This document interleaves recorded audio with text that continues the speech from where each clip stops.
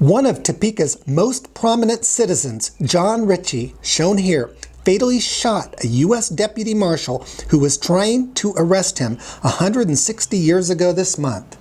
This is Tim Rincher, the history guy for CJ Online, standing inside the historic John and Mary Ritchie house at 1116 Southeast Madison in Topeka, where Deputy U.S. Marshal Leonard Arms was fatally shot on April 20th, 1860.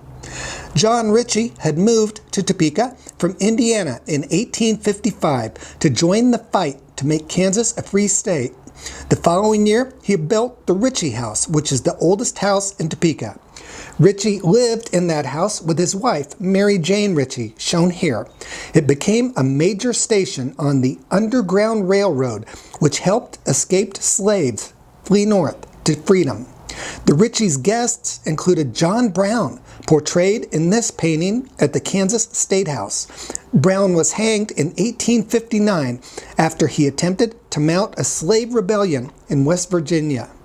A bogus pro-slavery state legislature during the 1850s had issued a warrant for John Ritchie's arrest, which Deputy Marshal Arms carried as he and a friend traveled to Topeka in April 1860. Arms borrowed a pistol in Topeka and went to Ritchie's home, according to a history of law enforcement in Shawnee County, published in 1989. The 42-year-old Ritchie refused to be taken prisoner and picked up his own gun. The men stood pointing cocked and loaded pistols at each other until their arms became weary. Arms lowered his gun and went to talk with his friend. Arms then returned and charged at Ritchie, saying, "By God, sir, you have to go."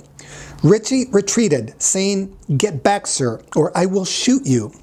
Arms took one more step, and Ritchie shot him in the throat, killing him. Ritchie was tried for murder the next day. A judge acquitted him, concluding the shooting was justifiable homicide. Ritchie subsequently served in the Civil War, rising to the rank of Brigadier General in the Union Army. He died in Topeka at age 70 in 1887. This is Tim Rincher, the history guy for CJ Online.